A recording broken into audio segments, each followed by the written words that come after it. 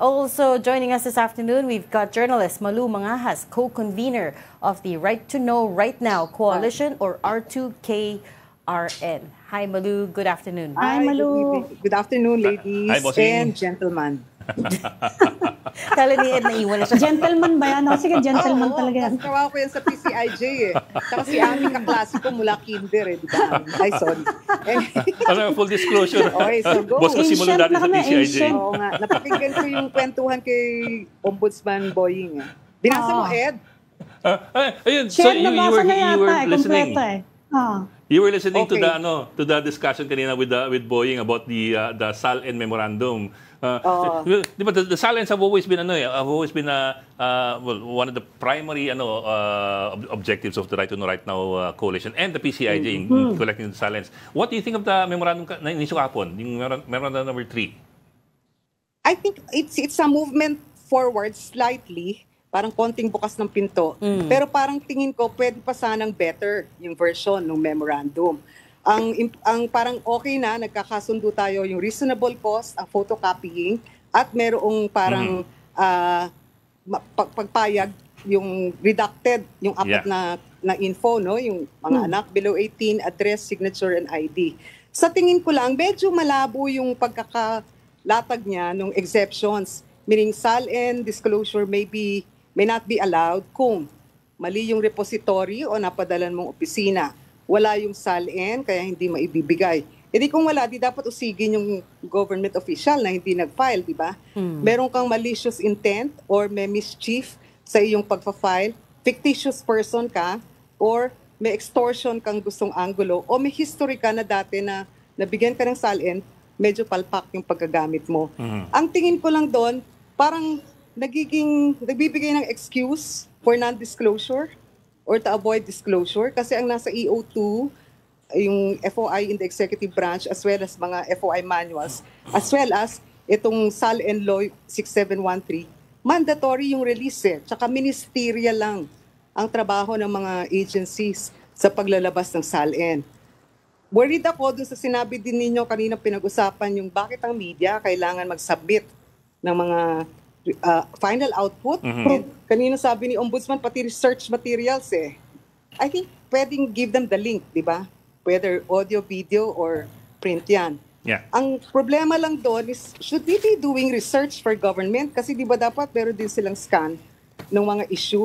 My worry there is, di naman siguro magra-rise the level of good evidence yung nakukuha ng media kasi syempre may secondary source tayo, hindi naman primary palagi. So dun muna. Yung tingin ko lang mga problematic.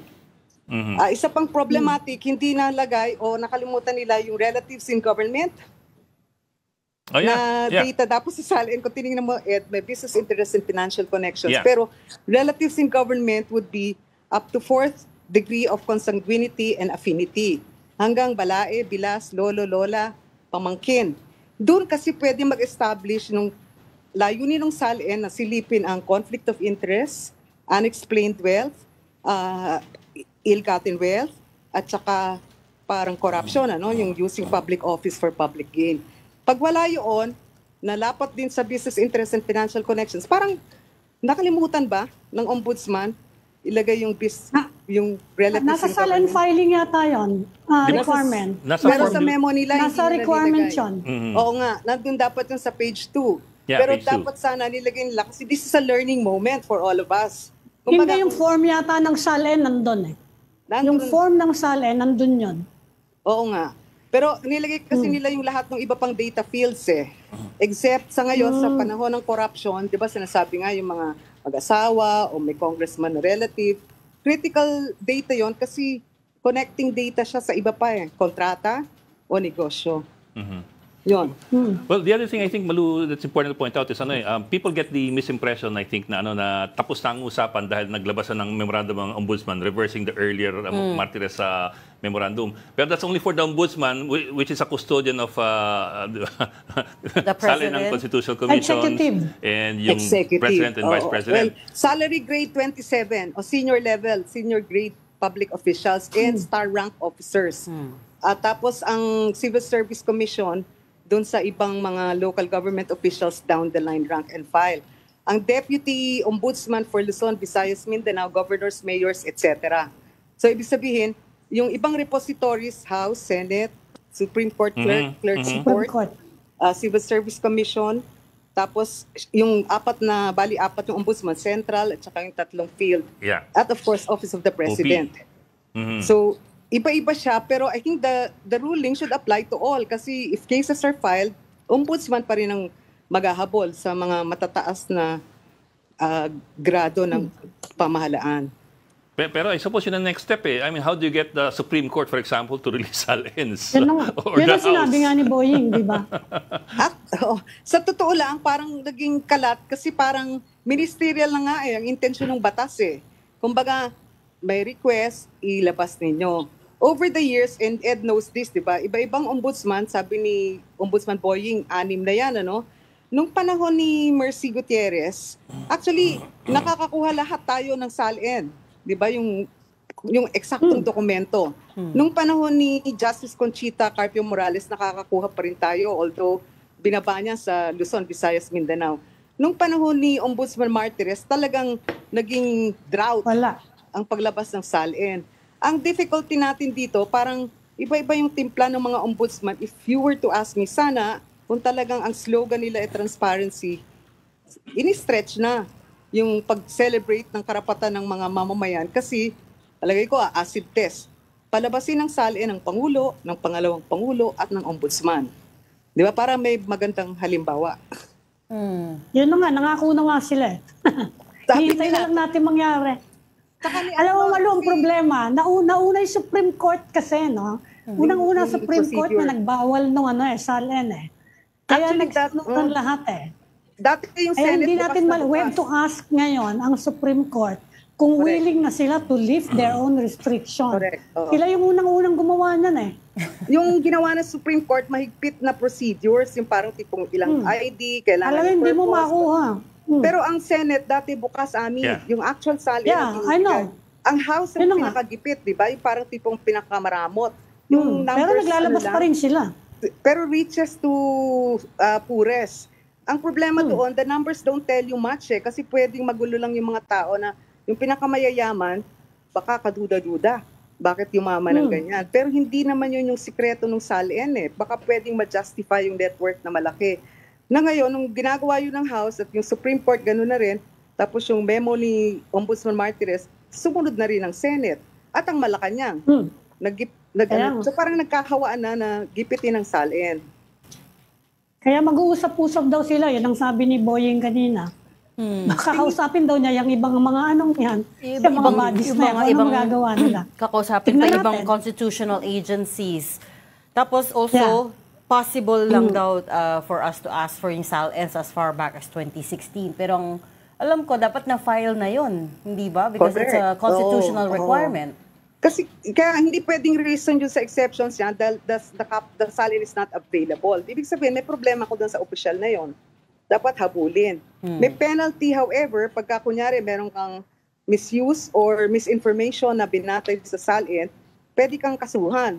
Ang problema ko, parang sa panig ng mamamayan yung obligasyon na parang, kumbaga, mag-behave kayo, dapat tingnan nyo lang yung nakalagay na data. Kasi, as you would know, the journalist would have to look further, di ba, to verify, validate, and get related documents. So, yun yung parang tingtag ko, hindi ganong malinaw na yung diin ng pagrespeto o pagpunyagi sa karapatan ng mamamayan, parang mas matimbang dun sa filers. Under the law, even filers are required to release their own SALN kasi may kopya sila. Hindi nga dapat repository or hindi nga dapat through ombudsman eh. Di ba, Ed? Kasi isa-isahin mo sila sa house. 300 silang i-acid yun. test natin. Let's get all the senior government officials to actually be asked to release their SALN. Kung talagang mag-work kasi baka sabihin nila malicious. Ang reading ko, yung nagsasabi na may malicious yung gamit ng media ng SALN, typically sa mga pagkakataong nasilip namin, magkaribal kasi sila na kandidato, hindi naman dahil yung media may intensyong masama. Parang ganon. At may tunay na kaso, katulad nitong flood control controversies. Pagka lumabas yung SALN na relatives in government, business interest, and financial connections, maganda. Yung kaso ng Commission on Audit, ganun. Yung kaso ng Saldico, barangay health workers, ganun. So, merong connects talaga sa politika, kaya yung SALN dapat ilabas yung mga kamag-anak. Well, I do remember in 2021, si Ombudsman Martires even wanted to impose a 5-year imprisonment on those who would comment. Pag nag-comment, itong commentary natin to, makukulong tayong apat. Dapat mag-aral tayo mag-ganchilyo, manahin ng mga sinelas, cap, di ba? Para yun ang mga trabaho ng mga tao na kukulong ami. Kapag ganito daw, may komentaryo doon sa policy niya, pakukulong tayo ng 5 taon. Because the law daw... Ako tingin ko, yung dangerous dito is parang, why should we protect too much yung filer when obligation niya yun under the law? Rather than celebrate the learning moment that you give citizens now na aralin tong SALN. At saka talagang tingnan, conflict of interest, unexplained wealth, ill-gotten wealth, and then corruption in general. Pero parang may patumpik-tumpik pa na dapat hindi ka malicious, dapat hindi ka nang extort. But may judgment. Diba, baka naman nilagay niya lang yung, nilagay nila yung na kapag ito ginawa nyo, hahabulin namin kayo. Pero nga, hindi mo parang pa nga gano'n nakukuha. yun yung basis niya. Hindi mo pa nga nakukuha after the fact kung sakali madedetermine nila yon, di ba? Hindi ko maintindihan. Yun na, after the fact. After the fact, John. Kaya nga, pero paano ka, hindi ka makakahingi? Bakit hindi ka makakahingi? Yung nakasabi na the SALNs will not be released, will not be exist for on the following conditions or parang exceptions, except when, yun, nakawalo yun, AMI eh. So sabi ko, hindi pa dapat after yun kesa yung before the release? Isa pa yung data privacy, in-invoke nila yun. I think someone mentioned kanina. Parang warning yun, no?